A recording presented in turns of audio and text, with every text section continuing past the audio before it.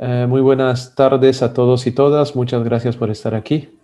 Quiero darle la muy cordial bienvenida y también agradecerle por su generosidad de compartir su experiencia al profesor Cristian Carvajal Valenzuela. Él es profesor por la Universidad Católica del Paraná. También es abogado por nuestra universidad, magíster en Derecho Internacional Económico por la Universidad de Warwick y especialista en arbitraje internacional por la American University. A nivel profesional, que es lo genial de poder contar con él, porque tiene los dos sombreros, tanto a nivel profesional ve temas de inversión como también a nivel académico, y eso nos permite la riqueza de su presentación y además aprovecharla. Él es socio en arbitraje en las firmas Woz & Partners de México, que es asociada de la firma Braz y Gama Monteiro Abogados de Brasil, ¿no? También es director de arbitraje en la Cámara de Arbitraje y Mediación de Santa Catarina, la CAMESC, en Brasil, y también ha sido asesor y es asesor legal de inversionistas extranjeros en arbitraje internacionales de inversión ante centros como el CIADI, la CCI y también arbitraje en GAFTA. Esto a nivel tal vez del currículum vitae, pero Cristian, no sé si nos permites hacer un poco más vivo y contarnos un poco más sobre ti antes de que comiences con tu disertación. Muchas gracias. Bueno, muchas gracias, Víctor, por la gentil invitación. Muchas gracias a la Maestría de Derecho Internacional Económico y a la PUC, que son mi alma mater. Para mí es realmente muy agradable estar aquí por eso, por el vínculo de muchos años con la PUC, que es mi universidad, y hoy estoy en Brasil, y con este mundo globalizado y la pandemia nos permite conectarnos para compartir algunas experiencias. Así que hay que ver el lado positivo también de las cosas. Efectivamente, yo trabajé muchos años, hace 20 años hice esa maestría que mencionaste en Inglaterra, en la Universidad de Warwick, en tesis en arbitraje internacional de inversiones, y regresando comencé a la docencia el año 2005, ya casi 15 años, ¿no? En la docencia en arbitraje de inversiones, en la de Lima, en la Católica, en algunos años también, a través del Centro de Resolución de Conflictos, y también en ESAM, muchos años, en la Facultad de Derecho, que es nueva. Así que es, por varios motivos, muy grato para mí estar aquí con ustedes y compartir este momento. Muchas gracias. Entonces, te cedemos a ti la conducción de este Muchas webinar. gracias y también bienvenidos a todos. La idea de este panel, de este webinar, aquí voy a compartir pantalla, me dicen si lo ven. ¿Logran verlo? Sí. Perfecto. ¿Pero está en pantalla completa? No. No, todavía no. Ahora sí. Ahora sí. Perfecto.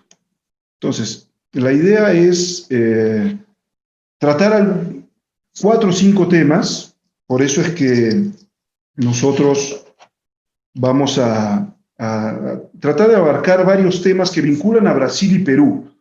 Para los que están asistiendo y que no han tenido todavía mucha, digamos, cercanía con el tema de arbitraje de inversiones, Perú tiene una posición bastante activa y protagónica, sin querer, en el arbitraje internacional de inversiones. Es uno de los países con más casos en el mundo, en América Latina, evidentemente, ya vamos a llegar a eso, pero una historia de éxito. Le ha ido muy bien a Perú, ha ganado casi todos sus casos, y entonces tiene una experiencia muy buena para compartir. Y Brasil es uno de los países, pocos países que tiene una posición más conservadora respecto al arbitraje internacional de inversiones. Como era conservadora antes en general respecto al arbitraje, pero eso ha cambiado.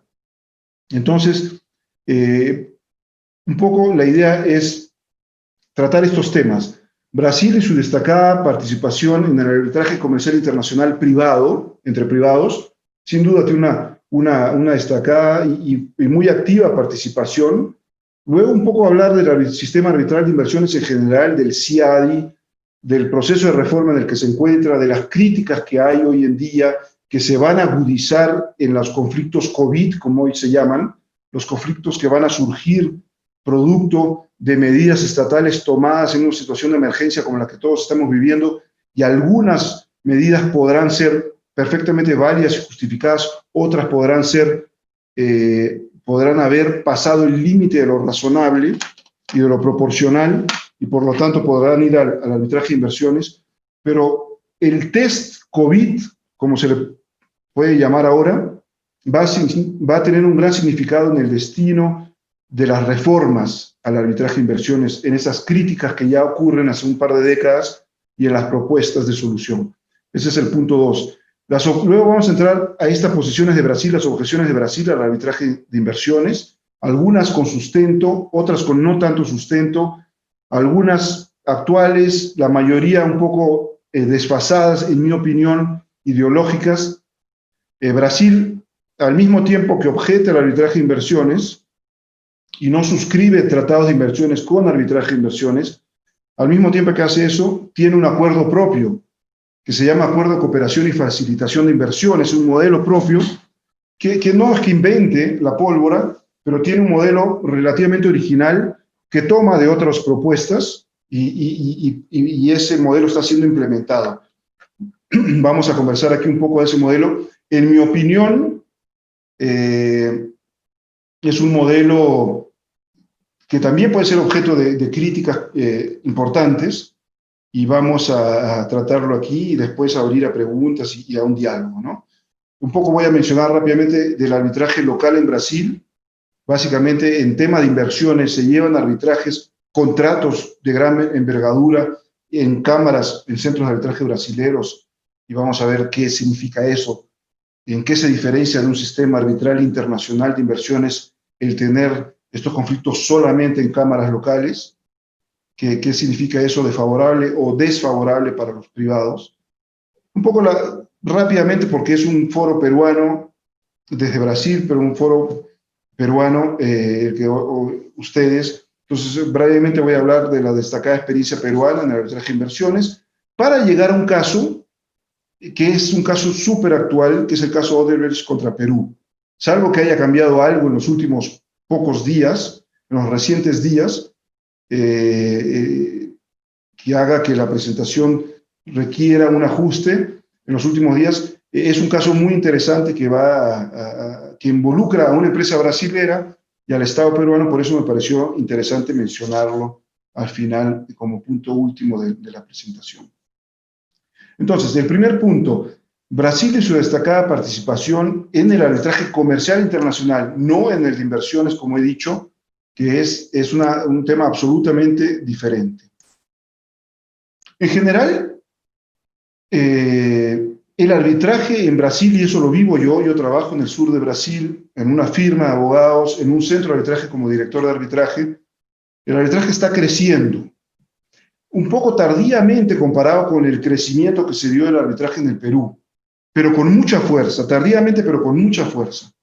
Y se utiliza mucho a nivel empresarial, no tanto a nivel de relaciones civiles. En Perú está tan desarrollado el arbitraje que a nivel de relaciones civiles el arbitraje ya es un mecanismo considerado por las partes. Aquí todavía solamente a nivel empresarial, pero con mucha fuerza y en forma creciente.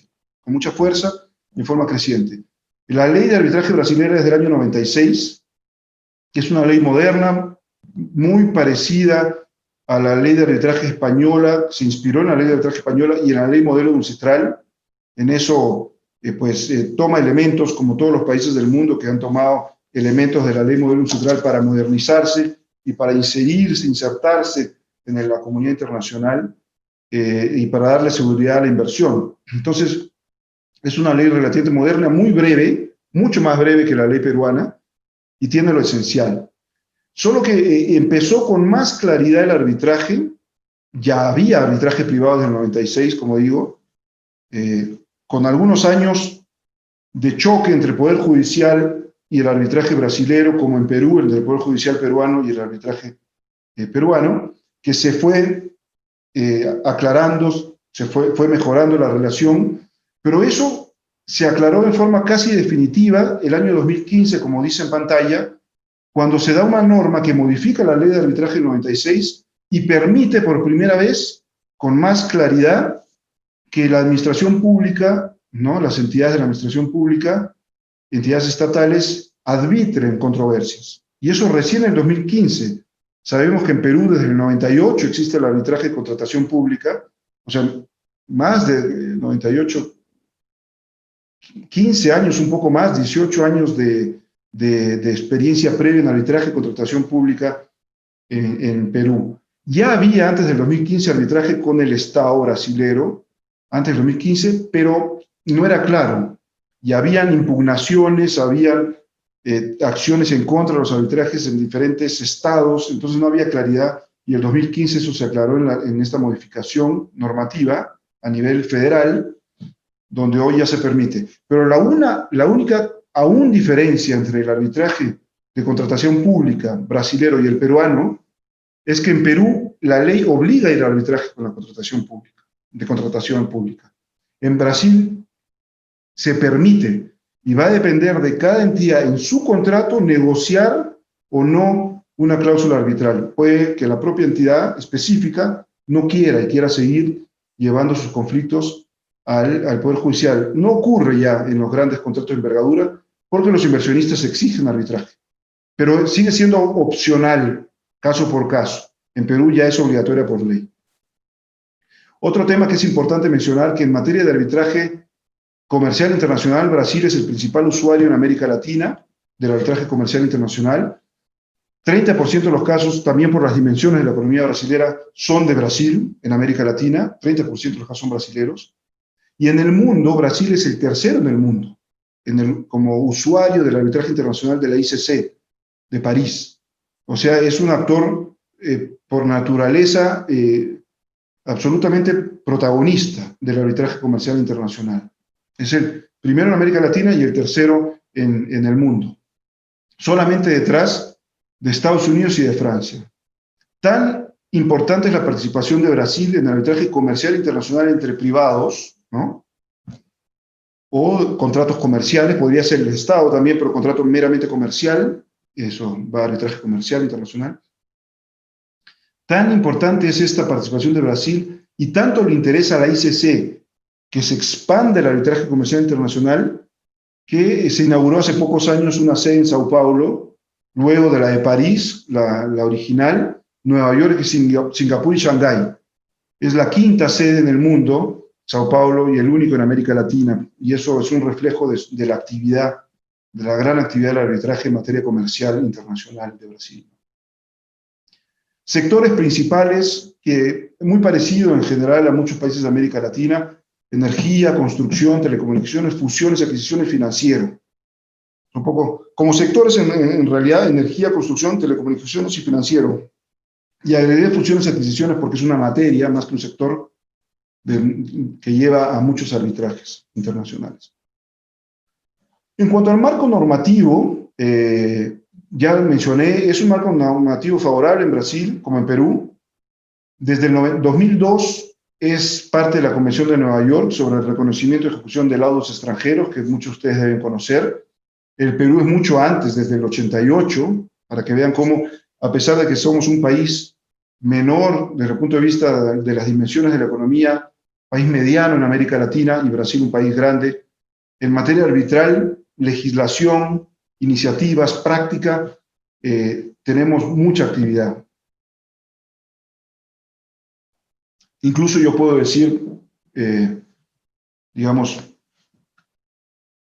con certeza, que aquí, por ejemplo, se promociona mucho que el arbitraje comercial, el arbitraje ha crecido mucho y que la Cámara de Comercio de Brasil-Canadá, curiosamente una cámara bilateral, es la número 1 en Brasil y tiene arbitrajes no solo con Canadá, en general es la principal en Sao Paulo. Como grandes casos, como muchos casos se promociona en crecimiento. Sin embargo, Perú, la Cámara de Comercio de Lima, tiene más casos. Claro, hay que hacer una investigación de las cuantías involucradas en esa Cámara de Sao Paulo con la de Lima, pero no creo que esté muy lejos, porque Lima, la Cámara de Comercio de Lima maneja grandes casos, grandes contratos de envergadura también, ¿no? Desde los 90 también es parte de otras convenciones como las que menciona ahí Panamá, Montevideo sobre el arbitraje comercial.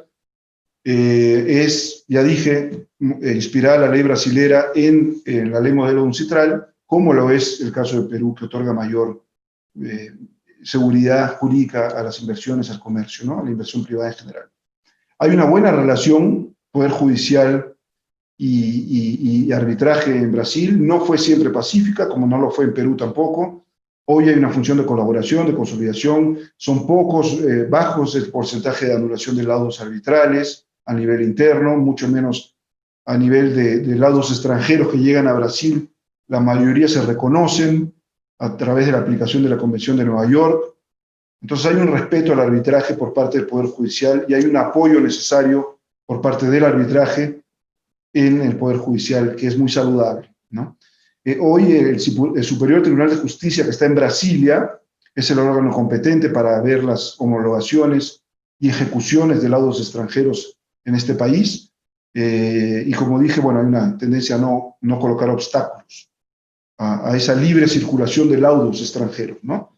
El arbitraje internacional no tiene fronteras, entonces, cuanto más se aplique en forma rigurosa y técnica la Convención de Nueva York, pues la circulación de laudos extranjeros, la circulación del comercio internacional, de las inversiones, va a ser mejor. Ahora, esta brevísima presentación de la situación del arbitraje comercial internacional me sirve a mí para decir que en materia de arbitraje internacional de inversiones, porque tengan presente dos grandes áreas del arbitraje internacional: comercial internacional, que es esta que he dicho que es muy favorable en Brasil, y de inversiones, que es la otra, que tiene que ver con jus imperium, con facultades regulatorias, etc. En esa área donde las facultades regulatorias de Brasil, como de cualquier Estado receptor, pueden ponerse en cuestionamiento, en esa área Brasil es sumamente conservador. Brasil no es parte del sistema de tratados de inversiones, como los conocemos, no es parte del sistema arbitral de inversiones, suscribió algunos tratados hace algunas décadas, pero no ratificó salvo uno. Entonces, mantiene una posición conservadora y algunas críticas que vamos a tratar el día de hoy. Dejando ya entonces el primer tema, vamos al segundo: sistema arbitral de inversiones, SIADI, críticas y propuestas. Un poco para ubicarnos, en forma tangencial menciono, el arbitraje de inversiones también se conoce como arbitraje regulatorio, porque tiene relación directa con el ejercicio válido o no válido de las facultades regulatorias de los estados en esa relación de largo plazo que es un inversionista extranjero en un estado receptor. Entonces, en el fondo, se puede definir como un control jurisdiccional internacional sobre la administración pública doméstica. ¿Sobre qué? Sobre la razonabilidad de la actividad administrativa de regulación económica. Por eso es que si traemos el tema COVID, muchas medidas estatales tienen que ver con regulación económica, de protección de intereses públicos como salud pública, y que pueden en ese ejercicio de facultad regulatoria violar estándares o no violar estándares, ser legítima o no ser legítima, o en muchos casos, por ejemplo, estados que invocan el tema COVID para otros propósitos, como por ejemplo en México hoy hay conflictos con el sector de energía renovable, y se invocó en algunas normas el tema COVID, cuando en realidad parece que era para favorecer a la empresa pública de energía tradicional convencional. Pero eso es otro tema. Lo que quiero decir es que el tema COVID puede poner bajo la luz un ejercicio válido o no válido, proporcional o no proporcional de facultades regulatorias. Y es eso el arbitraje de inversiones, es una jurisdicción que se va a pronunciar sobre la razonabilidad de este ejercicio de facultades regulatorias. Y por eso, como implica un poco un escrutinio de facultades regulatorias soberanas, es que algunos países, muy pocos hoy, se mantienen con cierta reserva de no incorporarse al sistema para que no implique una limitación en ese ejercicio de facultades soberanas, el arbitraje. Y estamos en una época, antes del COVID, ya estamos en una época de reformas y de críticas al sistema, que puede que se intensifique con estos conflictos COVID, y dependiendo de cómo resuelvan los tribunales COVID, puede ser que las críticas aumenten o disminuyan. Va a depender mucho de eso. Ya voy a explicar eso. El arbitraje de inversión es un arbitraje mixto. Hay intereses públicos. ¿Por qué? Porque el Estado ejerce facultades para defender intereses públicos, medio ambiente, salud pública, temas inclusive de licencia social, etcétera. Hay algunos casos que involucran a Perú, Bear Creek, por ejemplo. Y por otro lado está el legítimo interés privado del inversionista que merece ser protegido, y hay estándares de protección. Entonces es un arbitraje de naturaleza mixta que le da ciertas características por ser arbitraje de naturaleza mixta, ¿no? El principio de confidencialidad se pone en entredicho, hay necesidad de publicar los laudos, hay necesidad de que el proceso sea más abierto, hay necesidad de emitir amicus curiae, o sea que un tercero con una opinión relevante pueda dar una opinión al tribunal, porque hay un interés público, cosa que no ocurre en el arbitraje netamente privado, por eso es que hay una diferencia importante ahí. El convenio CIADI dio lugar al arbitraje de inversiones, al nacimiento del arbitraje CIADI, que fue ratificado en América Latina en los 90s. Durante 2 décadas, 60, 70, 80, América Latina mantuvo una posición conservadora, como es la que mantiene hoy Brasil, aún, y es el único país que mantiene esa posición en América Latina y uno de los pocos en el mundo. Entonces se ratificó en los 90 junto con BITs, los tratados bilaterales de promoción de inversiones, y junto con tratados de libre comercio, los capítulos de inversiones de los tratados son relevantes en esta materia. Brasil está fuera. No voy aquí a mencionar, porque no nos daría tiempo, que el CIADI buscó, simplemente mencionarlo, de alguna manera superar la contraposición entre dos figuras muy discutidas en el derecho internacional, que es la protección diplomática y la doctrina Calvo. Simplemente mencionar que la doctrina o cláusula Calvo significa que el Estado que recibía inversión exigía que ese inversionista extranjero se someta a sus cortes, ¿no?, para admitir la inversión.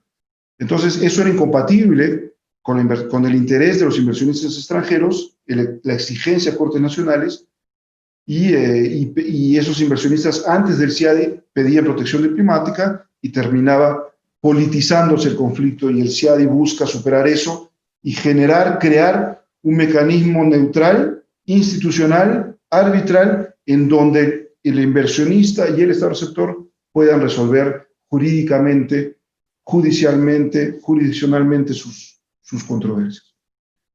Aquí solo mencionar, bueno, hay varios estándares, ¿no? Trato justo, equitativo, protección de seguridad plena, expropiación indirecta, la prohibición de la expropiación indirecta, etcétera, trato nacional.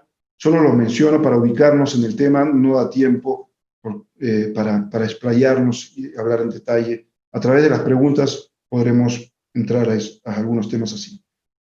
Solo mencionar que una vez que surge el CIADI de los 60, 70, 80 y 90 comienzan a firmarse en el mundo los conocidos como BITs, los BITs, o APRIs en español, Acuerdos de Promoción y Protección de Inversiones, que son básicamente tratados muy liberales, básicamente incorporan derechos de inversionistas y deberes de estados, y no a la inversa.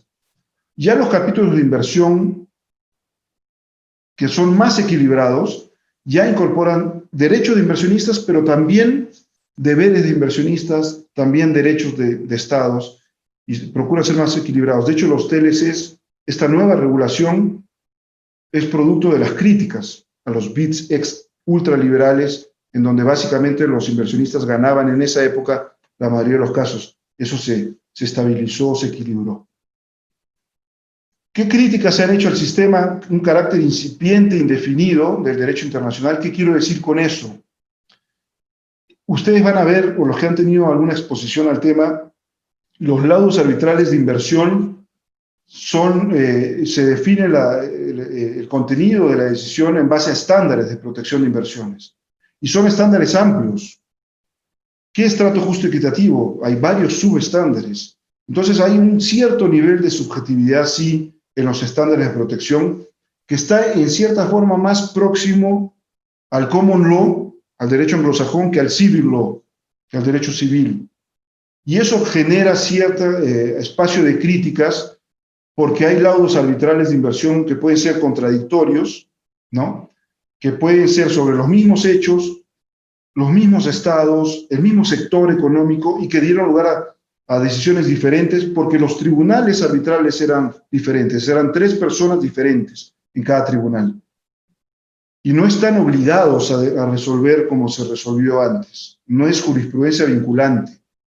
Es sí referencial, porque se mencionan los laudos los tribunales anteriores, las decisiones anteriores, pero no es vinculante jurídicamente.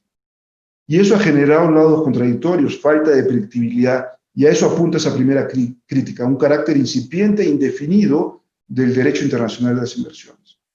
También, vinculado con eso, lo que acabo de decir, la imprevisibilidad de las decisiones, laudos contradictorios.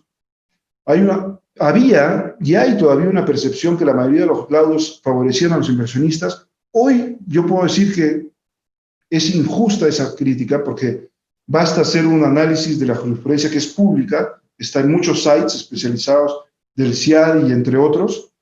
Basta analizar, tomarse el tiempo para analizarlo y hay un equilibrio total entre laudos a favor y en contra de estados e inversionistas. Y ese cambio por parte de los propios tribunales, que hoy resuelven de forma más equilibrada, más equitativa, es también producto de las críticas, ciertamente, ¿no? Hay también, se critica que es una solución muy privatista, porque es verdad, el arbitraje internacional de inversiones surgió un poco de la previa existencia del arbitraje comercial internacional. La ICC existía mucho antes, en la década de 1910 ya había arbitraje, incluso arbitraje ad hoc, mucho antes, y el arbitraje de inversiones nace en los 60 con el CIADI como tal, ¿no? Como lo conocemos. Entonces surge el arbitraje comercial de inversiones y ahí hay ciertos elementos privatistas que han generado incomodidad y críticas. Y eso se está decantando, está siendo objeto de respuestas diferentes en tratados diferentes, con características propias del arbitraje de inversiones. Es un poco, los que están aquí presentes, esa diferencia entre el arbitraje privado y contratación pública a nivel interno, es la diferencia que se puede hacer entre el arbitraje comercial internacional y de inversiones. Hay características propias que le dan una identificación especial. Hay un tema también, como dije al comienzo, de juzgar con patrones más similares al common law a funcionarios estatales formados en el civil law, y eso genera falta de predictibilidad. En fin, es todo un tema. Ante estas críticas, ya antes del COVID había un proceso de reformas donde se fomentaban mecanismos autocompetitivos, mediación. Hay hoy un tratado internacional de mediación que es el Tratado de Singapur, que entonces la mediación a nivel interno internacional está cobrando mucho más fuerza, más ahora en la época de COVID, soluciones rápidas, urgentes, vía mediación más que arbitrales. También parte de los cambios que ya se están produciendo en las sentencias arbitrales o en los laudos arbitrales, en Brasil se llaman sentencias, o en los tratados, es que se limitan ciertas materias, ya no son tan arbitrales, ya no son arbitrables, ya no son tan liberales como eran antes, ¿no? Los tratados. Estamos en un proceso un poco de regresar de un extremo liberalismo a un poco más de conservadurismo a nivel de las propias, incluso de las materias, a nivel de estos tratados. Mayor transparencia, se los dije antes, audiencias públicas, amicus curia, publicación de laudos. A diferencia de los laudos, por ejemplo, de comercio internacional, la mayoría son privados, es difícil saber el sentido de las decisiones, es lo contrario en el arbitraje de inversiones, hay bases de datos.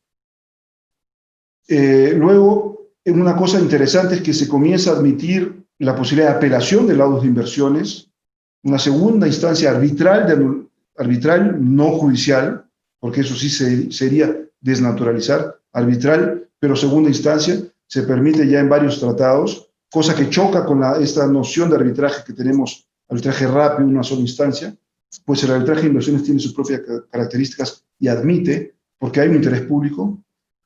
Autorización a estados no contendientes, por ejemplo, una controversia entre el Estado peruano, ¿no? Y Doy-Ran, la controversia de la Oroya, tema ambiental. Ahí participó Estados Unidos dando una opinión sobre la interpretación del tratado del TLC Perú y Estados Unidos. Y eso es una novedad. Antes no era así en los BITs. En los actuales sí se permite esta participación para dar luces del propio tratado, del Estado no contendiente sobre el tratado. Y se excluyen ciertas medidas regulatorias y se hace una lista, se incluyen listas en los tratados nuevos. En ciertas medidas no van a ser automáticamente consideradas expropiatorias, ¿no? Para proteger ciertos intereses públicos, como medio ambiente, salud pública, etc. Solo que es importante decir, no basta que el Estado diga, yo adopté esta medida para proteger la salud pública para que se libere de cualquier evaluación, porque eso podría ser muy peligroso. Aún así hay una evaluación del nivel de razonabilidad, proporcionalidad de la medida por parte del tribunal. Solo que con ojos mucho más, con mayor deferencia hacia las facultades regulatorias del Estado, porque es una medida en donde el interés público se protege más, en los TLCs y en los BITs. Espero estar siendo claro y que me estén siguiendo. La Unión Europea tiene una serie de propuestas de reforma del sistema arbitral de inversiones, muy radicales, muy interesantes y que están en discusión, y una de ellas, una de las principales, es un tribunal permanente de inversiones, una especie de tribunal internacional de inversiones, ya no sería arbitral, ciertamente, con 15 miembros permanentes y con un tribunal de apelación de inversiones, también internacional, con 6 miembros. Esto puede discutirse, me parece que hay ciertas falencias, está en evaluación, pero eso es un poco lo esencial de una propuesta europea, un tribunal permanente. Vamos a las objeciones de Brasil, que es el tema. Brasil, como dije, no es parte del CIADI, no ha ratificado convenios internacionales que contengan arbitraje de inversiones, y es uno de los pocos países que se mantiene fuera, junto con algunos países como Cuba, Irán, Venezuela, Bolivia, Ecuador.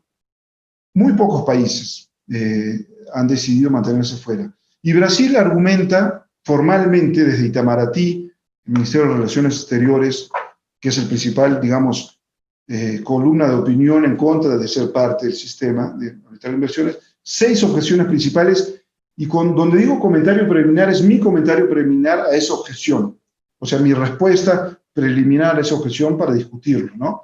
La primera que señala Brasil es que los tratados internacionales que regulan inversión en general solamente protegen al inversionista extranjero. Los BIT, la crítica va a los BITs, ¿no? No al propio Tratado de Brasil, obviamente, a los BITs tradicionales, que solamente protegen al inversionista extranjero, principalmente protegen al inversionista extranjero, dejando de lado las facultades regulatorias. Y eso es verdad en los primeros tratados de los 80s y 90s, como dije al comienzo. Pero producto de las críticas, los actuales TLCs de los 2000 en adelante ya no se verían reflejados en esa crítica.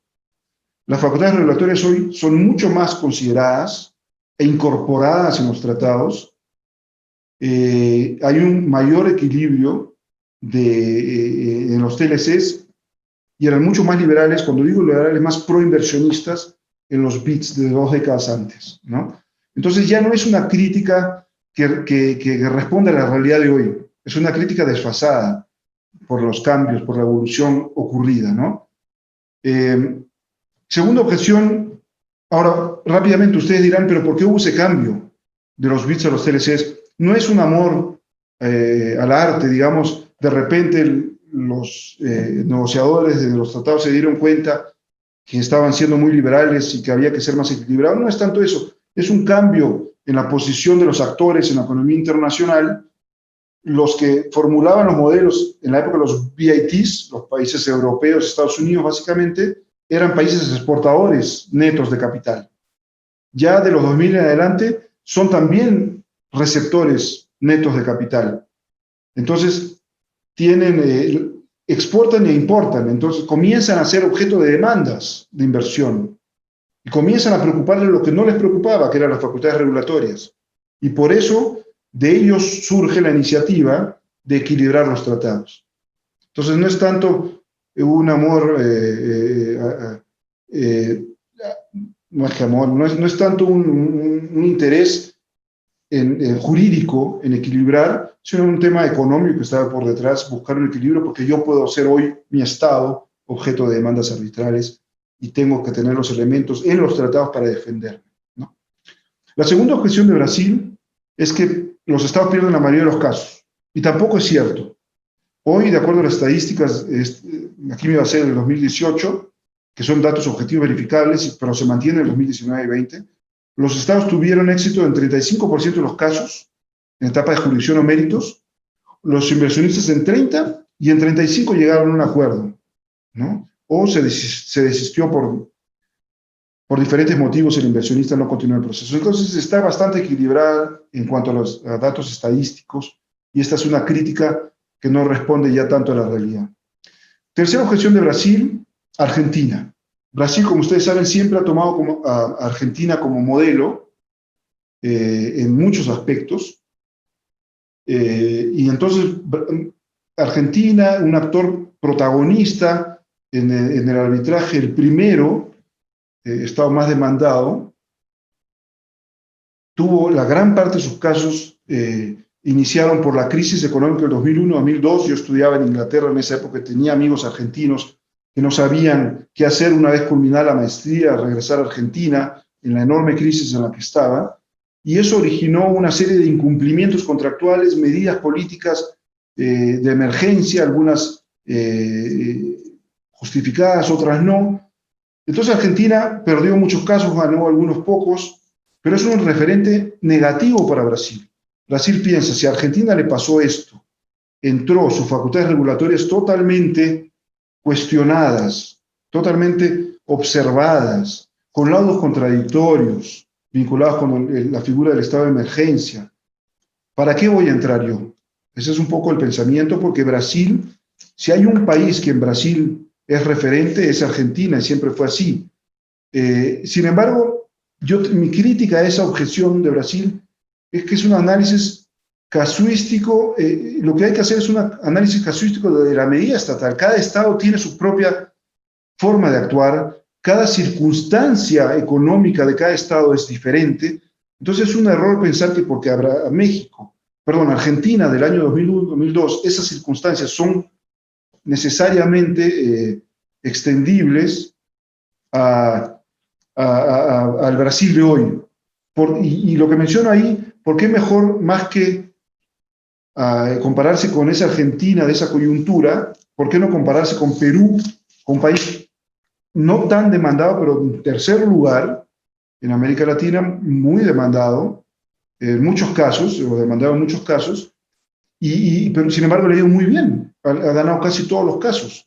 Entonces Perú da señales de que respeta el sistema y se defiende con argumentos jurídicos, se defiende con un sistema sólido, organizado, y le ha ido muy bien. ¿Por qué no tomar a un ejemplo positivo como referente en el sistema, ¿no? Entonces, es una crítica infundada, en mi opinión, porque Argentina tuvo sus motivos, tuvo sus propios actos equivocados, y tuvo la propia influencia de organismos internacionales que también en parte lo llevó a esa situación. Es una situación diferente. La cuarta objeción de Brasil es que es el permitir que inversionistas extranjeros tengan acceso a un arbitraje internacional de inversiones y no inversionistas nacionales es discriminatorio contra los nacionales. Es por naturaleza un sistema discriminatorio. Entonces, aquí la pregunta que uno se hace es, pero entonces todos los países discriminan, porque el 90 y tantos % de los países del mundo son parte del sistema. Hay una discriminación estructural generalizada en el mundo. Señala también al Brasil que atenta contra la soberanía nacional. El arbitraje de inversiones es un rezago abierto, claro, de la doctrina Calvo, absolutamente, en mi opinión, fuera de época. Si seguimos esa línea, cuestionemos el propio organismo de solución de controversias de la OMC. Por algo existen los organismos internacionales, por algo existen los sistemas internacionales, y es natural ceder un poco de soberanía a cambio de estar plenamente, ser parte plena del sistema internacional. Pero por otro lado hay una contradicción en el argumento de Brasil en este cuarto, porque Brasil dice, el arbitraje de inversiones no es mejor que mi arbitraje local y no es mejor que mi poder judicial local. Entonces, si no es mejor, ¿cómo podemos decir que es una discriminación permitir esa vía? Si la vía arbitral local de Brasil es tan buena y garantista como el arbitraje internacional de inversiones, no sostengamos que hay una discriminación. Simplemente es otra vía para inversionistas extranjeros. En fin, sí puedo decir que se mitiga un poco el tema de la discriminación, porque hoy los tratados, como dije al comienzo, de inversiones, son más equilibrados. Por ejemplo, el derecho doméstico se aplica en más casos con los actuales tratados de lo que era antes. La prevalencia del arbitraje internacional, que era básicamente proinversionista, se daba más con los tratados, los BITs de los 80s y 90s, de lo que ocurre hoy. Hoy existe una serie de supuestos en los que el derecho doméstico tiene un rol más protagónico de lo que era antes. Y obviamente el derecho doméstico va a resguardar más las facultades del Estado que del inversionista. Por lo tanto, la propia evolución ocurrida dentro del sistema arbitral de inversiones, que le da un mayor protagonismo al derecho aplicable doméstico, mitiga esta crítica, de alguna forma responde a esta crítica, ¿no? Por otro lado, hay un tema más de mera lógica. Si en la medida que yo en ejercicio de mi soberanía estatal formo parte de un sistema y ratifico tratados, yo estoy ejerciendo esa soberanía con absoluta libertad, no puedo luego criticar que estoy discriminando eventualmente. Ahora, es verdad que hay ciertas figuras del derecho internacional de inversiones que no están en el derecho interno, no tan claramente establecidas como en el derecho internacional de inversiones. Por ejemplo, la expropiación indirecta, que es un estándar de protección sólido, muy importante para los inversionistas, que no está necesariamente reflejada en los derechos internos, a diferencia de la expropiación directa. La expropiación directa, yo tomo un bien privado para un fin público. Yo expropio terrenos alrededor del aeropuerto Jorge Chávez para ampliarlo. Eso es expropiación directa. La indirecta no hay una transferencia de propiedad, pero sí hay una destrucción de la propiedad privada. Y eso no está tan claro en el derecho interno, esa protección, como lo está en el derecho internacional. Por lo tanto, ahí sí podríamos decir que hay una ventaja del inversionista extranjero. Por lo tanto, esta cuarta objeción tal vez es la única que podría trabajarse, que podría tener un mínimo sustento. La quinta objeción, voy a correr un poquito, es las grandes dimensiones. Brasil dice, como yo soy un país que trae inversiones por naturaleza, ha sido el tercero o cuarto en el mundo como destino de inversiones, bajó en los años difíciles a octavo, pero sigue siendo de los países con más inversión. Los brasileños dicen, ¿para qué vamos a someternos a un sistema que nos va a supervisar en el ejercicio de nuestras facultades soberanas si igual somos atractivos para la inversión? Y ahí la respuesta que se puede hacer es que Brasil entró en un periodo de crisis, comenzó a caer la inversión extranjera, los inversionistas brasileros no tienen esa...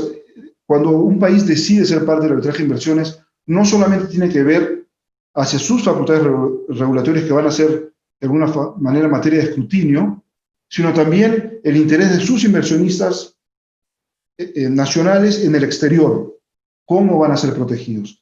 Entonces, esa protección hacia los inversionistas multinacionales brasileras no existe hoy.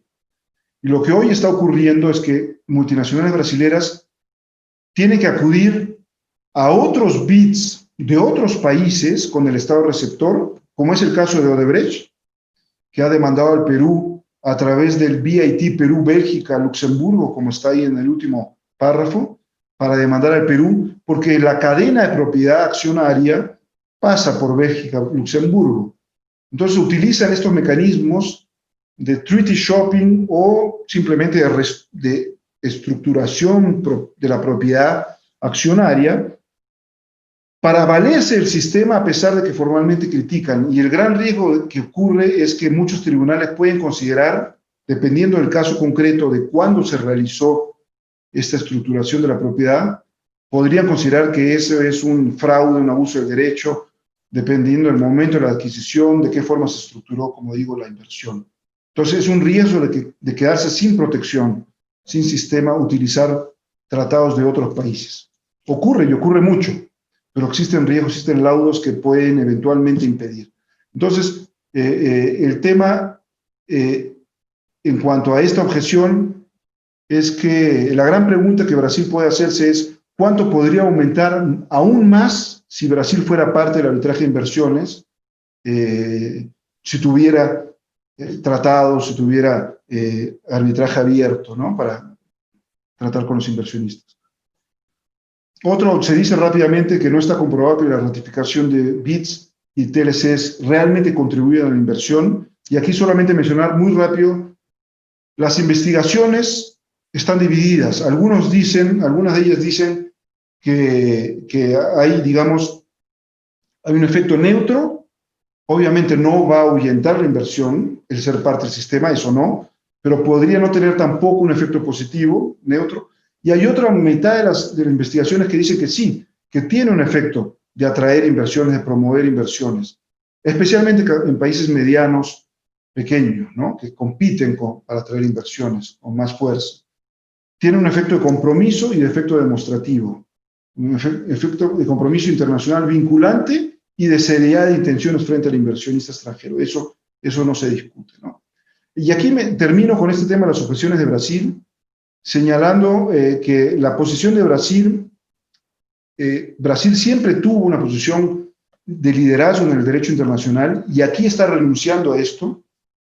Brasil no participa en los debates porque no es parte del sistema, pero va a cambiar esa posición cuando, primero, si esta tendencia de tener tratados de inversión más equilibrados se mantiene o aumenta. O sea, cuanto menos liberal sea el sistema de tratados, Brasil puede parecerle más interesante el sistema, y la tendencia es esa, más equilibrados. No creo que regresemos en el corto plazo a tratados ultraliberales, solo protectores de inversionistas. Entonces esa tendencia se va a dar. La segunda es que aumente la inversión extranjera de multinacionales brasileñas en el exterior. Con eso va a aumentar el interés de Brasil en proteger a sus inversiones fuera. Y la tercera es que yo veo de webinars, de estos MOOCs, de esas competencias de arbitraje internacional que las universidades brasileñas participan con mucha fuerza y tienen muy buen nivel.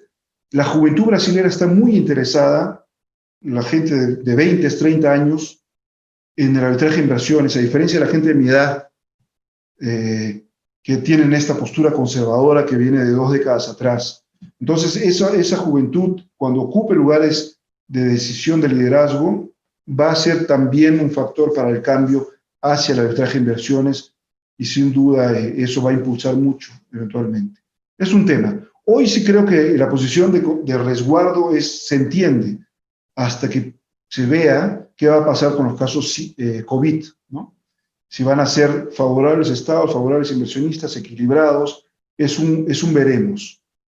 Brasil tiene un modelo de tratado de inversiones. Si me permite, Víctor, no sé si un poquito más de 5 minutos puedo para terminar. Sí, creo que sería muy útil porque nos estás dejando con mucha expectativa por este tema. Perfecto, muchas gracias. Sí, para no cortarlo, y falta poco, ya falta bastante poco. El modelo, así como Brasil critica el sistema arbitral de inversiones por razones ideológicas, muchas de ellas, y también porque pueden darse ese lujo, son un país atractivo, entonces no tienen que luchar ratificando instrumentos jurídicos que los van eventualmente a limitar un poco, es parte del ejercicio de la soberanía. Pero proponen paralelo con eso un modelo propio, que es el modelo de Tratado de Inversiones, Acuerdo de Cooperación y Facilitación de Inversiones de Itamaraty, ¿no? Ese tratado ha sido firmado con algunos países en donde Brasil tiene inversiones, o sea, multinacionales brasileñas tienen inversiones. No ha sido firmado con ningún tratado, con ningún país europeo ni con Estados Unidos. Es un tratado, en mi opinión, digamos, no incompleto, no es la palabra incompleto, pero que tiene ciertas deficiencias. Apuesta por soluciones consensuales y preventivas, eso es bueno. Sin duda tenemos que promover mecanismos de mediación, de negociación directa, tanto a nivel internacional como interno, nadie lo duda, pero no podemos quedarnos en ellos. Si fracasan los mecanismos autocompositivos, tiene que existir un mecanismo heterocompositivo que defina la controversia. De lo contrario, podemos tener un tratado con normas sustantivas materiales muy buenas, de avanzada, pero sin un mecanismo procesal que haga que ese sistema sustantivo material pueda ser cumplido. Y eso es lo que ocurre, en mi opinión, con el ACFI, con el modelo brasilero. Contempla estándares internacionales, obligaciones de inversionistas frente a los estados, por ejemplo, vinculados incluso con responsabilidad social empresarial, con protección del medio ambiente, de mayor compromiso, y eso es muy positivo. Es necesario en el sistema electoral de inversiones apuntar a eso también, no solamente obligaciones de estados, sino obligaciones de inversionistas frente a los estados, ciertamente, y eso es un paso muy positivo del modelo brasilero, que no es propio, o sea, se adopta también, se extrae de otros modelos, pero eso es positivo. Sin embargo, elimina ciertos estándares de protección de la inversión que son absolutos. Por ejemplo, el trato justo y equitativo y la expropiación indirecta. El inversionista, cuando demanda, no tiene que compararse con terceros. Basta probar los elementos esenciales de la violación del trato justo y equitativo y de la expropiación indirecta para poder litigar. Ya en los estándares comparativos, como es el trato justo, como es, perdón, el trato nacional, o sea, un inversionista extranjero se compara con un brasilero y si logra probar ante un tribunal o ante la entidad que corresponda que al nacional brasileño lo tratan mejor, pues estará protegido. O un trato de discriminación respecto a otro extranjero. Eso sí está. Los comparativos están, pero no están los absolutos, que son los que refuerzan mucho la protección del inversionista, y es positivo. Eso han sido eliminados del ACFI. No pueden ser invocados por inversionistas. En el tema procesal, no hay arbitraje. Inversionista-Estado está eliminado, no existe, no está en el esquema el poder arbitrar en inversiones en este modelo. Es solamente un mecanismo preventivo con un órgano de consulta, un punto focal nacional, que si no funciona, en el caso de Brasil, está vinculado con el Ministerio de Comercio Exterior, va a un comité interestatal entre el Estado del inversionista y Brasil, que si también no tiene éxito, si no tiene éxito de la misma forma, puede ir a un arbitraje Estado-Estado entre Brasil y el Estado del inversionista, si ambos estados lo desean. Entonces es opcional. El inversionista tiene que cruzar los dedos, de acuerdo a este modelo, para que Brasil y el Estado de su país decidan ir al arbitraje Estado-Estado si fracasó el mecanismo autocompositivo. Pero más grave que eso es, si van a arbitraje Estado-Estado porque decidieron arbitrar ambos estados, para ver si esa medida estatal de Brasil violó o no los estándares que son reducidos, como dije, son solamente los comparativos, trato nacional y no discriminación frente a otro extranjero. Si el tribunal de ese arbitraje Estado-Estado determina que efectivamente sí hubo violación, solo cabe indemnización al inversionista si ambos estados nuevamente lo autorizan. O sea, es un filtro de filtro, para que finalmente el inversionista tenga derecho a una indemnización por un acto violatorio. ¿Y por qué ocurre esto? Porque Itamaraty considera que puede ocurrir que una cierta relación se privilegie la relación política y diplomática y se deje a un lado, por factores de cada caso, la indemnización al inversionista, ¿no? Entonces es un tratado, como ustedes ven, donde el factor político, el factor diplomático juega un papel muy grande, y el factor jurídico y el jus standi, o sea, el derecho del inversionista a ir solo, con sus propios pies, y demandar, no existe. Entonces es un sistema muy protector de los estados y subprotector, subprotector de los inversionistas. Una visión sobreprotectora, como dice ahí, sin ningún tipo de coerción en cuanto a la responsabilidad internacional de los estados. Brasil, como dije al comienzo, solamente que lo refuerzo, Eso fue un poco en cuanto a Brasil, en arbitraje de inversiones a nivel internacional. Y arbitraje local, Brasil siempre dice, no, pero Brasil tiene su propio modelo, tenemos cámaras brasileras de arbitraje en donde se arbitran contratos de inversión con extranjeros, y es verdad, y se arbitran y son muy serias, y son muy buenas, están creciendo y deben seguir creciendo. Pero lo que no toma en cuenta esa respuesta de Brasil es que los arbitrajes de inversión, solo un 20% son contractuales. En el mundo en general, un 15-20% son arbitrajes de inversión contractuales. Hay un 80% que son arbitrajes de inversión extracontractuales, es decir, hay una inversión extranjera, pero no se firmó en momento alguno un contrato. No es contractual, pero no por eso deja de ser inversión, y mucho menos deja de ser inversión que merece protección. Por lo tanto, en Brasil hoy hay un 80% de inversionistas extranjeros que no tienen contrato porque legalmente no requieren contrato para invertir, contrato con el Estado me refiero, con seguridad tienen contrato con privado, pero me refiero a contrato de inversión con el Estado, concesión o lo que sea, y esos señores no tienen cómo acudir a una cámara de arbitraje porque no hay contrato, no hay cláusula arbitral. Van a tener que ir, ese 80%, a Poder Judicial brasileño, ¿no? Entonces es una respuesta parcial decir que el arbitraje comercial interno brasilero sustituye el arbitraje de inversiones, sustituye en un 20%, pero no en un 80%.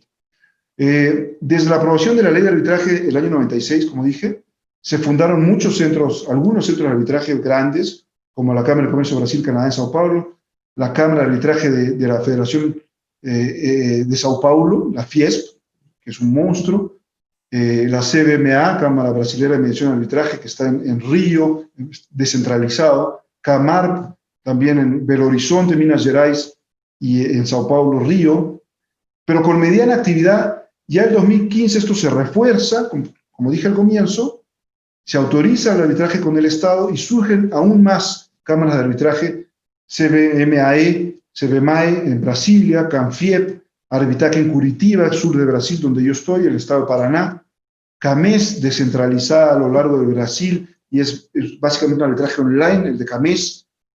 La Bolsa de Valores de Sao Paulo tiene una propia cámara de arbitraje que funciona y tiene muchísima actividad. CAMESC, que es la Cámara de Arbitraje de Santa Catarina, donde soy director de arbitraje, es el centro de arbitraje aquí del sur de Brasil, está creciendo también mucho, y así. Brasil tiene algunas instituciones arbitrales vinculadas con arbitraje muy relevantes que Perú no las tiene, por ejemplo. CONIMA, que es el Consejo Nacional de Instituciones de Mediación y Arbitraje. Un poco se reúnen representantes de las cámaras de arbitraje de todo Brasil y establecen pautas, líneas de desarrollo, inclusive para propuestas legislativas. Hay un nivel de articulación que en Perú no vi, no recuerdo. FESEMA, es parecido a CONIMA, pero a nivel del sur, de Santa Catarina, Federación de Entidades de Mediación y Arbitraje de Santa Catarina. CEBAR es un foro, es un gremio de todos los profesionales del derecho del mundo arbitral, ¿no? Comité Brasileño de Arbitraje. La ICC Brasil, como dije, papel protagónico. Brasil es el quinto país, el único, uno de los 5 países que tienen sede ICC. Y así, CIARB también, de Londres, tiene ahora un representante en Brasil. Perú, por ejemplo, ha crecido en provincias el arbitraje, pero no al nivel que ha crecido en el Perú, que ha crecido en Brasil. Muchas cámaras y está creciendo aún más, a pesar de que Sao Paulo sigue siendo el centro natural, ¿no? Fíjense este aviso que puse aquí en el PowerPoint para que ustedes lo vean. El día 8, o sea, de aquí a 4 días, esta institución CPA, que tiene una actividad muy interesante en promoción del arbitraje, y hace poco yo llevé un curso para insertarme en el arbitraje brasilero aún más. Ellos están promueven cursos, actividades de 1000 maneras, y yo ya he hecho actividades entre CAMESC, haciendo partícipe a algunos de las figuras importantes de Brasil en el mundo del arbitraje que están ahí en esa foto coincidentemente, eventos Perú-Brasil, también la idea es integrar. Ellos están organizando este evento, fíjense el título, la regionalización del arbitraje en Brasil. Es un tema institucional que el arbitraje crezca no solo en Sao Paulo, no solo en las grandes ciudades, sino a nivel nacional. Interesante como modelo para Perú. Y interesante, los que quieran ingresar, ahí está también los datos. Es el día 8. Perú tiene una destacada participación, rápidamente, solo me faltan 2 minutitos. Perú, en arbitraje de inversiones, a diferencia de Brasil, que se mantiene al margen, Perú, sin querer, ocupa de los primeros lugares. América Latina tiene entre 30 a 35% de los casos de inversiones CIADI son de América Latina, y Perú ocupa el tercer país en América Latina, por lo tanto, es uno de los primeros en el mundo, sin quererlo. Y eso es una ventana de oportunidad interesantísima para los jóvenes profesionales en esta área del derecho, ¿no? El Perú, en el 2018, fíjense, estas estadísticas son nuevas, fue el segundo país con más casos nuevos, en 2018.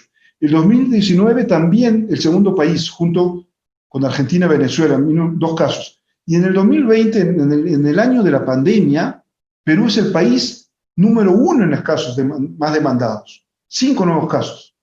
O sea, Perú en 3 años está entre primero y segundo lugar con más casos. En parte es para preocuparse por qué tienen tantos casos CIADI, pero en parte también es positivo porque Perú, como dije, le ha ido muy bien. Y se ha probado que en muchos casos han sido frívolas o no se logró probar la demanda en los casos, ¿no? Entonces se convirtió en un usuario muy importante, como dice ahí, del sistema arbitral de inversiones. Tiene controversias contractuales de inversión, controversias por violación de BITs, controversias por violación de TLCs de todo tipo, Bear Creek, minero, tiene también el caso Doerran, minero ambiental, La Oroya, tiene casos Sayapsum, Perú-China, en el que tuve la oportunidad de participar como parte del grupo de abogados de los inversionistas. Minor fue el primer caso vinculado con Minera Yanacocha del año 98, antecedente número 1 en el Perú. René Levy, caso bancario y financiero muy interesante también. Luchetti, caso Andrade, chilenos, inversión chilena, Pantanos de Villa, muchos de ustedes deben haber escuchado. Áreas, tributario, bancario, minería, societario, industrial, etc. Y tiene casos también contractuales vinculados con convenios de estabilidad, Duke Energy, Aguaitía, DP World, etc. Temas de infraestructura portuaria también. Y aquí está rápidamente en la parte inicial, 29 procesos arbitrales de inversión, 17 concluidos, y han ganado 14, y 3 en donde perdió, y esos que perdió el Perú, se redujo bastante la indemnización. Incluso en esos 3 que perdió, no le fue nada mal al Perú. Un sistema de coordinación, que lo voy a tener que saltar, pero es sólido, bien coordinado por el Ministerio de Economía y Finanzas, con el Ministerio de Relaciones Exteriores, que es parte del comité, Proinversión, Justicia, Comercio Exterior, y la entidad, que puede ser un ministerio o no, vinculada con la controversia en particular, que es incorporada al comité que va a negociar con el inversionista desde una etapa temprana, y eso es muy positivo. Los inversionistas ven con muy buenos ojos este sistema peruano de defensa. Y ha recibido elogios e informes elogiosos por parte de Naciones Unidas sobre prevención y gestión de conflictos de inversiones y elecciones del Perú, y eso es muy bueno que se sepa en el Perú. Y el caso de Brecht, yo ya estoy un poquito, eran 3 diapositivas sobre el caso de Brecht, pero creo que ya no sé, Víctor, lo dejo a tu criterio, si lo comento brevemente o no. Tal vez cuéntanos más, ya que tienes una visión un poco más cercana, tal vez que la nuestra puede ser de mucha utilidad, Cristian. Gracias. Sí, mira, el caso de Brecht, como dije, Odebrecht demandó al Perú ahora a inicios de año, en enero, no utilizando un BID Perú-Brasil porque no lo hay. Como dije, Brasil no es parte del arbitraje de inversiones, pero sí utilizó, sobre la base de esta cadena de propiedad de acciones, un BID de una subsidiaria con sede en Luxemburgo, que es el BID Perú, Bélgica, Luxemburgo del año 2005. Y en base a ese BIT demanda al Perú ante el CIADI en enero. No, voy a usar la palabra módica, pero no corresponde, por la pequeña cifra de $1.200 millones, que es altísima, solicitando indemnización, alegando violación de los estados de trato justo y equitativo de ese BIT, ¿no? Y expropiación, vinculado con la resolución del contrato por el Estado peruano del contrato de concesión para la construcción del gasoducto sur peruano Cusco-Arequipa, que conocemos. Es un caso que evidentemente va a involucrar el tema corrupción.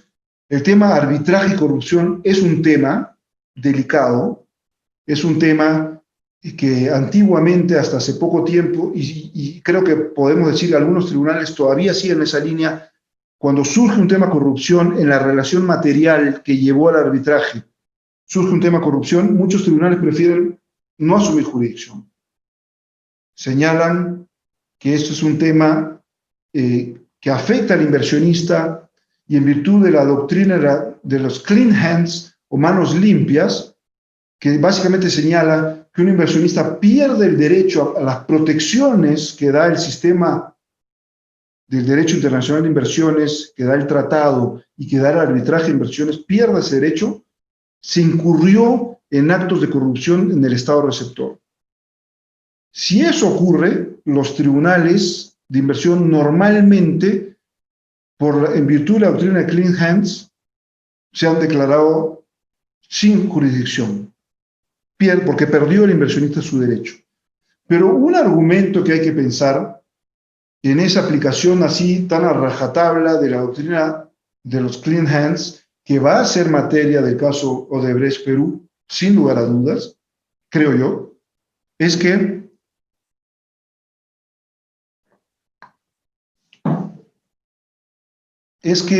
la corrupción no es de una sola vía. Así como el inversionista corrompe, del otro lado, de la parte del funcionario público, también hay acto de corrupción. Y muchas veces la corrupción nace de un acto del inversionista, como puede nacer de un acto del Estado. No del Estado como un todo, del funcionario que somete al inversionista a un sistema de corrupción para que pueda caminar el proyecto. Por lo tanto, la corrupción puede ser, como no, un acto de ambas vías, ¿no? Y por lo tanto, el riesgo de aplicación a rajatabla de la doctrina de los clean hands o manos limpias es que los tribunales, al declarar siempre sin jurisdicción, en el fondo están premiando a los estados. Y al premiar a los estados que se liberan rápido del caso, yo indirectamente con esa doctrina estoy, sin querer, fomentando la corrupción y estoy afectando la lucha internacional contra la corrupción. Porque es muy fácil liberarse de responsabilidad, ya no resolver, yo alegar Estado que hubo corrupción a pesar de que yo también participé en el acto de corrupción, mis funcionarios. Sin embargo, el único que termina perjudicado es el inversionista. Entonces, por eso es que algunos tribunales internacionales de inversión ya no quieren aplicar, cuando se prueba que hay actos de corrupción en la relación material de inversión, no se declaran automáticamente sin jurisdicción, no, entran, asumen jurisdicción, pero el tema corrupción lo van a aplicar en una etapa posterior, ¿no? Es que está aquí, por ejemplo, está aquí, en el último, fíjense lo que dice ahí, el tema relevante en el análisis del tribunal, actos de corrupción involucran a ambas partes, inversionista y Estado. Algunos tribunales asumen jurisdicción porque no están de acuerdo en liberar tan fácilmente al Estado si participó en la corrupción, y el tema corrupción va a ser relevante para el tema de méritos, y va a poder eventualmente, si la corrupción es esencialmente del inversionista, servirá para disminuir el monto indemnizatorio considerablemente, eventualmente, ¿no? Entonces, la corrupción tendrá un impacto en la atribución de responsabilidad, podrá ser compartida, en la cuantificación de los daños, se disminuye porque hay una participación muy relevante del inversionista en el acto de corrupción, o eventualmente en la distribución de los costos, si es absolutamente compartida la responsabilidad. En fin, aquí esto lo que quería mencionar es que el tema de los clean hands va a ser un tema y dependerá del tribunal que se constituya, 3, para ver cuál va a ser la perspectiva de ese tribunal respecto a esa doctrina. Si inmediatamente se declara sin jurisdicción, en cuyo caso el Estado peruano tendría una victoria indubitable, o si entra al mérito y el tema de corrupción pasa a ser un factor de análisis en la atribución de responsabilidad, en la determinación de los daños o simplemente en la distribución de los gastos del proceso, etc. Aquí solo mencionar que esta resolución del contrato se hizo por el Estado peruano aparentemente alegando problemas en la obtención de financiamiento para el proyecto.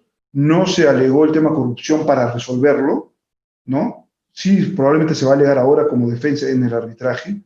Y bueno, y eso puede ser un tema.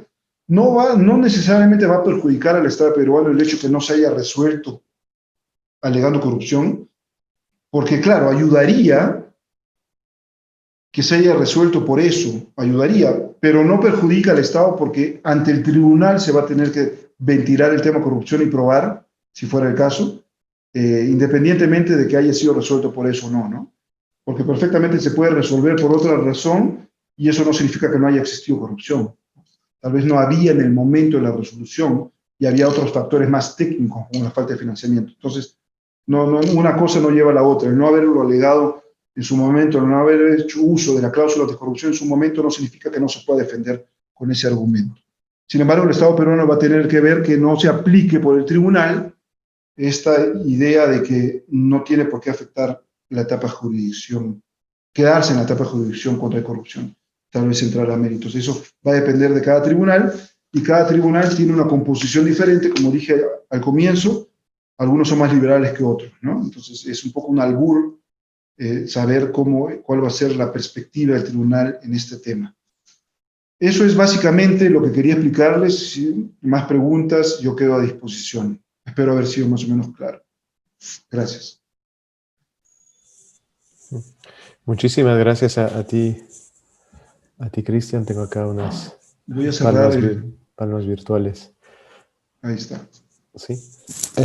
Yo tengo un par de preguntas, pero vamos a cederle tal vez, si es que hay alguna pregunta en el público que pueda levantar la mano y hacerla.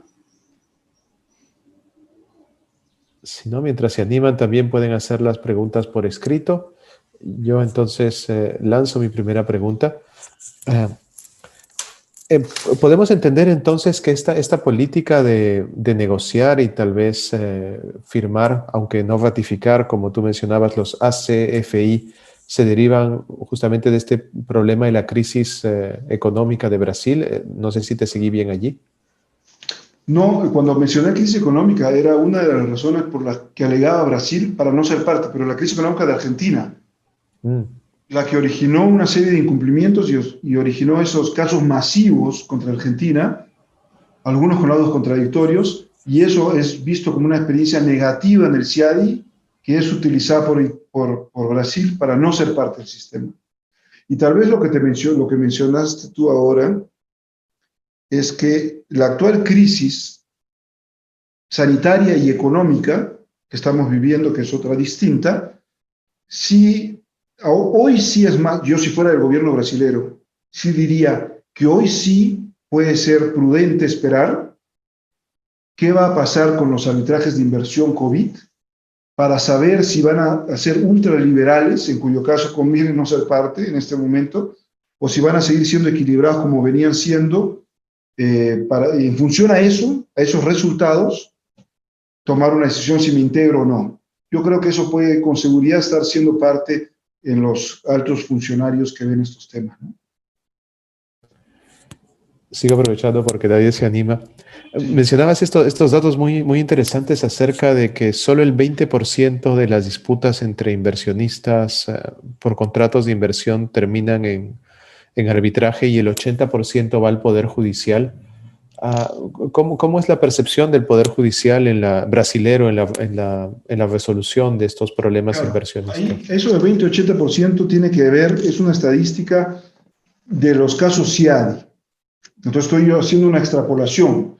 Si en los casos CIADI, en la estadística del CIADI, el 80% de los casos son sobre tratados o sobre ley doméstica y no sobre contratos, Eso quiere decir, si uno hace un paralelo, es que hay un gran porcentaje de casos extracontractuales, ¿no? que son inversionistas válidos con inversión a largo plazo, pero que nunca firmaron un contrato. Entonces esos señores no tienen cláusula arbitral. En Brasil, no estoy diciendo que en Brasil sea exactamente 80%, depende de cada país, ¿no? Pero haciendo una extrapolación, haciendo un poco un ejercicio, esos señores irían a un más probable a un proceso judicial, ¿no? Local. ¿Y cuál es la percepción del Poder Judicial? Yo creo que la principal crítica, la más fuerte que hay en Brasil, es la lentitud. Y ahí estamos de la mano con Perú, ¿no? Hay una crítica de falta de celeridad en el Poder Judicial porque están sobrecargados. Yo creo que el tema corrupción a nivel judicial se habla menos en Brasil que en Perú. Y eso me llamó la atención. El temor de corrupción a nivel del Poder Judicial brasileño es menor en Brasil que en Perú. El temor principal a nivel judicial en Brasil es la lentitud. Eso sí, puede demorar un caso 5, 6, 7 años. Y también otra cosa que me llamó mucho la atención cuando llegué aquí a Brasil, con mis colegas, abogados brasileros, es que parece un poco difícil ganarle al Estado, o era difícil, está cambiando. Había una tendencia a que el Estado ganara, curioso, ¿no? A nivel judicial y administrativo, y procesos administrativos. Eso no sé si en Perú es igual, creo que no. Sin embargo, sí te puedo decir de la percepción que yo tengo, es que el tema corrupción a nivel intrajudicial, a nivel procesos judiciales, no parece ser la principal preocupación de los litigantes, sino la lentitud de los casos. Porque acá una vez mencionaron el número per cápita de procesos es enorme en Brasil. Cuando divide el número de casos por persona, es uno de los países con más casos judiciales en el mundo, por persona. Es una cultura judicial, procesalista, litigante, litigiosa, muy grande. Por eso es que el arbitraje despegó más tarde en Brasil que en Perú, porque los procesalistas tenían muchos reparos para que funcione el arbitraje. Los constitucionalistas también. Entonces, costó que despegue como una figura autónoma, liberal, basada en la ley modelo uncitral, costó más en Brasil que en Perú. Y hago un paralelo, ya estos son temas más prácticos. Yo soy de la Católica, terminé el año 95. En mi época, aún, gran parte de los cursos eran de derecho civil, ¿no? Y procesal. Pero administrativo no eran la mayoría de los casos. Yo creo que administrativo y constitucional sumados eran el 20% de los casos, de los cursos, 20-25%. En Brasil, derecho administrativo, constitucional, yo tranquilamente 40% de los casos. Entonces ahí uno ve, hay una visión bastante más estatista, inclusive en el ámbito de formación del derecho, que en Perú. Hoy la juventud en Perú, y estoy seguro que en estos 20 años que han pasado desde que yo terminé, tienen muchos más casos de derecho, muchos más cursos, perdón, de derecho privado, derecho económico, de lo que tenían en mi época. Y acá en Brasil están todavía en esa línea, mucho derecho administrativo, judicial en Brasil más que en Perú. Entonces eso ha hecho que el boom del arbitraje comenzara más tarde en Brasil, pero ya están en pleno boom y creciendo fuerte. Yo voy a guardar mi otra pregunta porque tenemos una del público, es Average. Saluda, dice buenas tardes, muchas gracias Cristian por una presentación muy rica e informativa. ¿Cuál es su opinión sobre la iniciativa de moratoria del sistema de disputas inversionista-Estado, como la articuló, por ejemplo, el Columbia Center of Sustainable Investment? ¿Qué opinas? Sí. Yo creo que la vi, efectivamente estuvo en la red mucho tiempo, no sé en qué concluyó, pero es una iniciativa que se puede explicar por el momento de emergencia, de estrés, que como Estado, como sociedad civil, todos vivíamos y vivimos aún. Es un momento en donde los recursos y la concentración del Estado tenía que estar en tema sanitario para salvar vidas, y donde se entiende que pensar en grandes indemnizaciones a inversionistas privados en épocas donde los estados están entrando en crisis, casi que está en la línea de lo ético, ¿no? Ya, casi que, sin embargo, eso lo digo porque se entiende que se haya propuesto eso, pero al mismo tiempo, si lo analizamos con la cabeza fría y en una forma más pausada, es muy riesgoso hablar de moratoria porque tal como se propuso una suspensión incluso de los procesos arbitrales de inversión que no tuvieran nada que ver con COVID. O sea, todos los procesos de inversión suspendidos, dejar en el total desamparo al inversionista. Y eso es peligroso, es sumamente peligroso. Es darle a los estados la posibilidad de que se autodefinan la razonabilidad de sus medidas. Me parece que es peligroso más aún ampliarlo a medidas no COVID, más peligroso aún. Y respecto a las medidas COVID, podría eventualmente pensarse en una moratoria de 6 meses en cuanto los estados se articulan para no recibir demandas masivas. Podría ser en cuanto se recuperan, ¿no? Sin embargo, también es cierto que los estados pueden alegar temas COVID para aplicar medidas que no son COVID arbitrarias. No hay que ir muy lejos. El tema del peaje, el caso peaje en Perú, que terminó como una ley del Congreso que llegó al Tribunal Constitucional, que el propio Tribunal Constitucional declaró que era una medida inconstitucional, ¿no? Y que para el TC no estaba sustentada en un tema COVID, en una emergencia sanitaria, ni nada parecido esa medida. Pues así como esa, pueden haber 1000 medidas. Mencioné yo, en México se afectó a empresas de energía renovable, dejando sin efecto una serie de derechos, dejando sin efecto inversiones para proteger, en principio digo yo, porque no soy mexicano, a la empresa pública de energía convencional, ¿no? Entonces, es muy fácil alegar el objetivo público protección COVID y en función a esa autodeterminación yo quedar fuera del sistema y no poder ser evaluada mi medida. Por eso es que es importante aquí, para terminar esa pregunta de responder, es que la tendencia es darle más facultades regulatorias a los estados, mayor deferencia a la facultad de protección del interés público, eso es correcto, pero no significa carta blanca. No significa carta blanca donde el Estado ya no tenga que responder a nada, porque ahí es olvidarnos que los estados están formados por seres humanos que pueden cometer arbitrariedades y que no pueden estar libres de la supervisión en su accionar. Entonces, a mí me parece que sería peligroso una moratoria abierta, y si es estrictamente sobre medidas COVID, habría que ver cómo determinamos si son realmente COVID y por un plazo corto. Sí sería razonable tal vez 6 meses, no sé, 4 meses, mientras los estados se reorganizan para poder, digamos, concentrarse en aquello que es la lucha sanitaria, ¿no? En fin, pero creo yo que tiene más aspectos de riesgo que positivos una moratoria de ese tipo.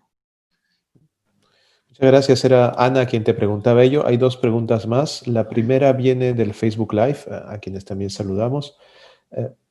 Está relacionado algo con lo que decías con el Tribunal Constitucional, pero la pregunta es esta. Si el Estado tiene 2 instituciones con posiciones contrarias, digamos una municipalidad y un regulador, y una de estas instituciones participa en un proceso de arbitraje, ¿esto debilita, consideras tú, la posición del Estado ante el CIADI o ante el centro arbitral? Yo creo que sí, debilite mucho, porque, digamos, de acuerdo a las normas del CIAD y el arbitraje de inversiones, cualquier acto estatal, no importa de qué nivel de gobierno, o si como empresa pública, municipalidad distrital, municipalidad provincial, gobierno regional, gobierno nacional, ministerio, organismo descentralizado, organismo regulador, cualquier acto de esas entidades que afecte realmente y viole un estándar, a nivel de arbitraje de inversiones va a ser el Estado nacional el responsable, sin ninguna diferencia.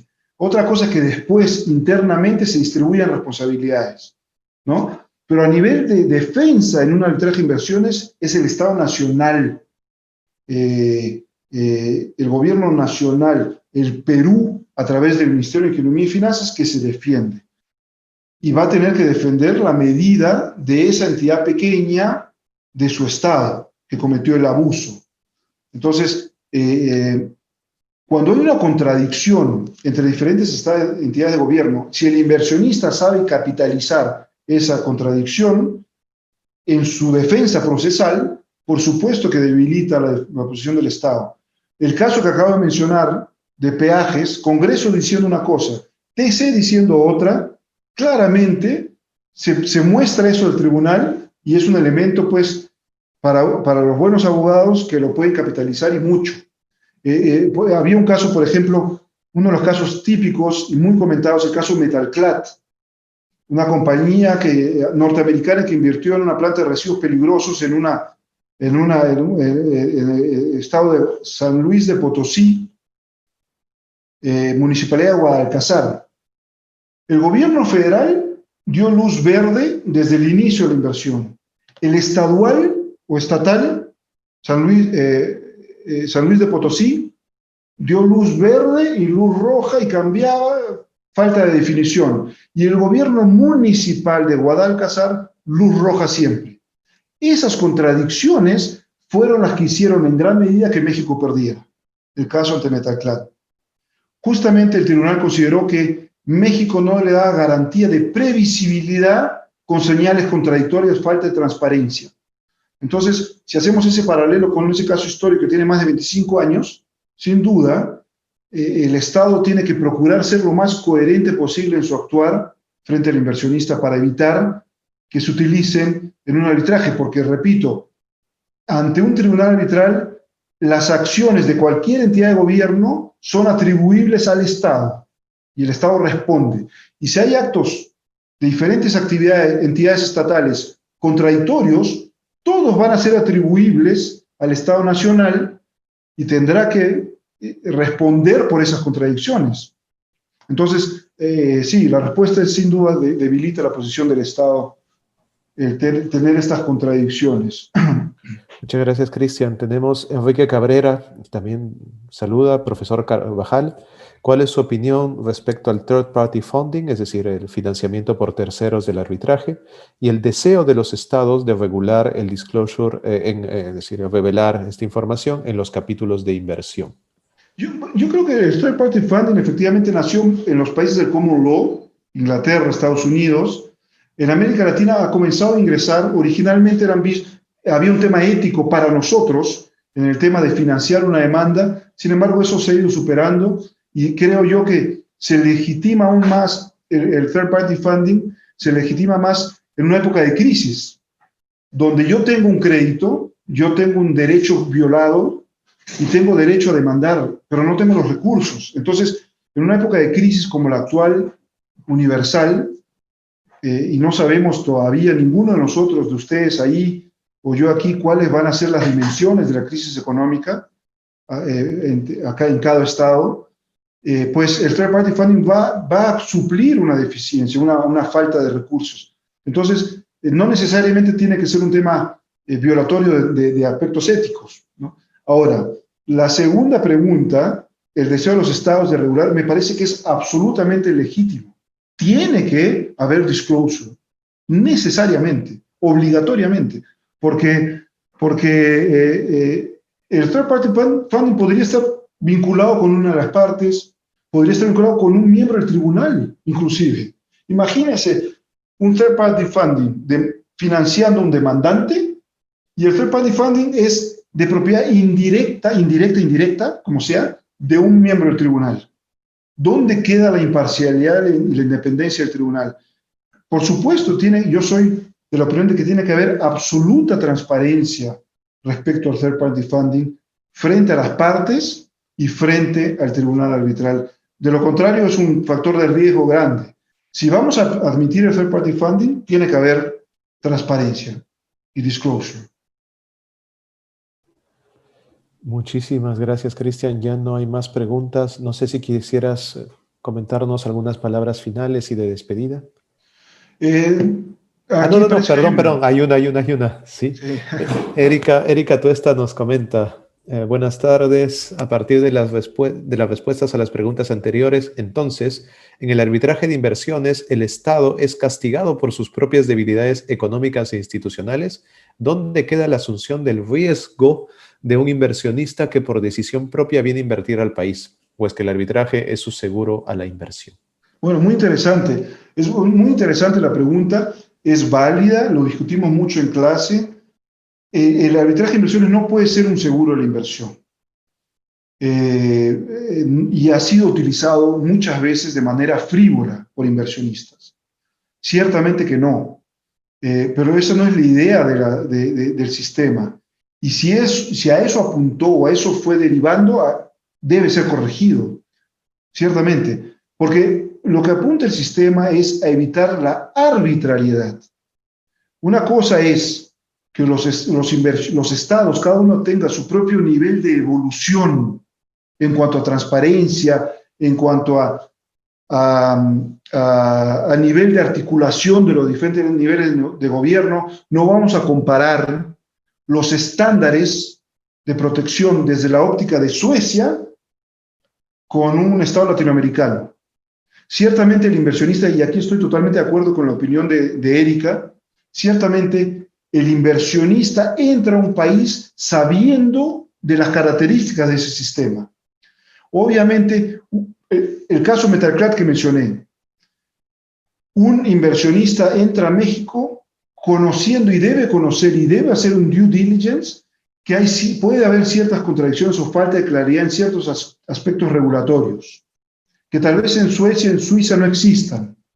Y ese inversionista entra con otra visión del marco normativo existente al momento de la inversión. Y acá es importante esa pregunta porque me trae a la mente algo que repito en clase. El sistema de inversiones no solamente debe evaluar, juzgar a los estados, debe evaluar y juzgar a los inversionistas también. La mala fe, el conocimiento del sistema o la mala fe o buena fe que puede tener el inversionista también tiene que ser un factor de evaluación por parte de los tribunales. Es una relación recíproca. No se trata de ir a un arbitraje de inversiones solamente para empatar. En términos de fútbol, para hacerlo en simple, antiguamente, y sí es relevante, los estados entraban a los arbitrajes de inversiones básicamente para no perder. La gran victoria de los estados era no perder, no pagar indemnización. Hoy ya no tiene por qué ser así. Los estados pueden contrademandar y pueden terminar con una indemnización a su favor, el Estado. Porque como dije al comienzo, los derechos y obligaciones son recíprocas y el Estado ya puede contrademandar eventualmente. Entonces, en esa contrademanda, el tribunal está tan obligado a evaluar la conducta del Estado como la conducta del inversionista. ¿Y por qué hago este paralelo? Y con esto voy terminando. En el caso Metalclad, por ejemplo, el inversionista alegó que no conocía, que desconocía por completo que la municipalidad distrital podía exigirle cierto permiso.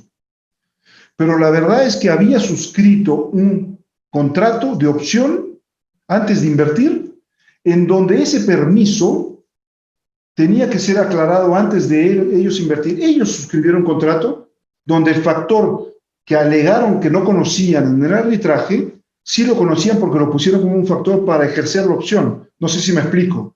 Entonces, lo que quiero decir es que Metalclad actuó con cierta mala fe ante México y ante el tribunal, alegando algo que se alejaba de los hechos. Y un tribunal tiene que evaluar también la conducta del inversionista. En este caso, Metalclad conocía del desorden mexicano, llamémoslo así, y debió ser un factor para mitigar la responsabilidad de México, porque Metalclad ya lo sabía al entrar. Es verdad, es un tema casuístico, lo estoy un poco simplificando para que se entienda que el factor evaluación de conductas de ambas partes tiene que estar presente para que no sea un sistema que solamente castiga a los estados. Si uno ve la pregunta de Erika Guadalupe, lo que está detrás de la pregunta es, ¿este sistema solo castiga a los estados? Y no, el sistema tiene que castigar las arbitrariedades de los estados, pero no el ejercicio válido de facultades regulatorias. Y así como castiga las arbitrariedades probadas y discriminaciones probadas de los estados, tiene que castigar la mala fe de los inversionistas también, cuando se pruebe, cuando se logre acreditar que es así. Entonces, tenemos que quitarnos la idea que muchas veces es de preconcepto, prejuicio, de que es un sistema que solamente va a colocar contra el paredón a los estados. No, coloca a los dos. Tiene que haber una relación de buena fe y transparente de ambos lados para que realmente funcione y se legitime. De lo contrario, el sistema va a seguir deslegitimándose si no hay ese trabajo abierto de exigencia a las dos partes.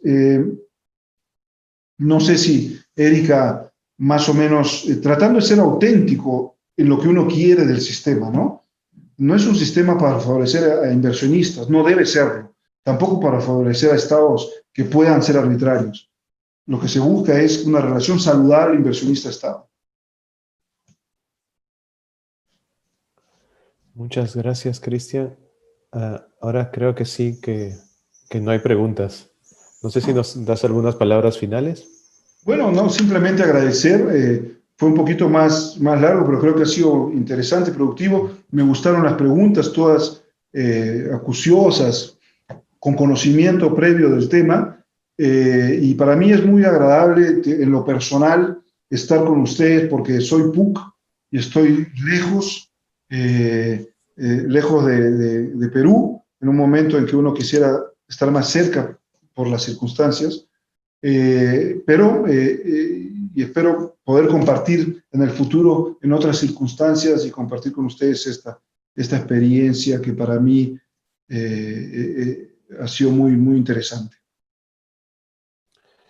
Muchísimas gracias, Cristian. Realmente has sido bastante generoso con nosotras y con nosotros por tu tiempo y muy amable de compartir. Decirle a todos los asistentes y asistentas que el video, si bien también está en Facebook Live, también va a estar en nuestro canal de YouTube de Diálogos Internacionales Económicos. Vamos a avisarles con este link.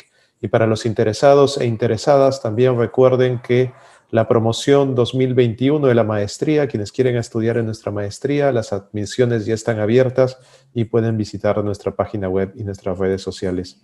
Cristian, nuevamente muchísimas gracias. Hasta una muy pronta oportunidad. Y saludos a todos y todas. Que tengan muy buena tarde y buen fin de semana.